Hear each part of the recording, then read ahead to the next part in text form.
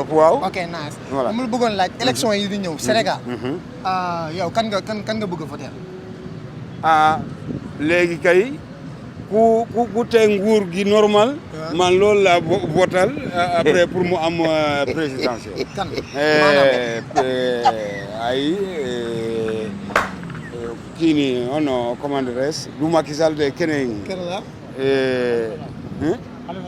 non du Khalifa Sall de. non kii nii. Sonko. oh pourquoi Sonko.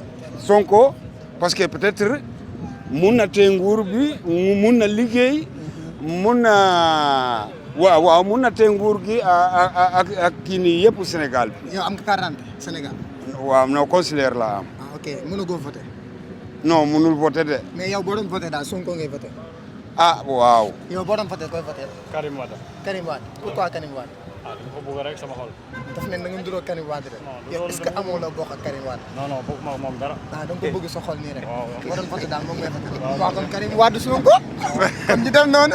merci beaucoup. man daal Ousmane Sonko mi jaaxal na man Ousmane Sonko ngeen yaakaar ne Ousmane Sonko moom liggéeyuñu yow étranger sax ñoo xam ne dégguñu wolof sax Ousmane Sonko la ñuy wax man de ngóor ci jaaxal na ngóor ci bëri na bës de yow koo xamante ni mënoo woote carte consulat nga yor nga ne Ousmane Sonko ngay wooteel boo doon woote déggoo wolof nga ne Ousmane Sonko man Ousmane Sonko mi ay mbiram war nañ koo seetaan kat bayra bukki bi mu yor daal ma xam naa ne moom yéem na ma man waxuma ku mu yéemul de waaye bayra bukki bi mu yor nii yéem na ma lool xam naa ñi ko bëgg wooteel nii nag man moom xam naa ne koo xamul ndax dina bokkam wala du bokk nga ne moom nga bëgg a wooteel mais nag am nañ ci droit am nañ bëgg-bëgg bi waaye am nañ yaakaar ne tamit dina bokk am nañ si xel mu daal ne président Macky Sall xaw ma daal nuñ koy lijjantee nuñ koy làqartee ndax dañ koy gracier wala dañuy tëj dossier bi wala daal xaw ma nuñ koy lijjantee daal waaye am nañ yaakaar ne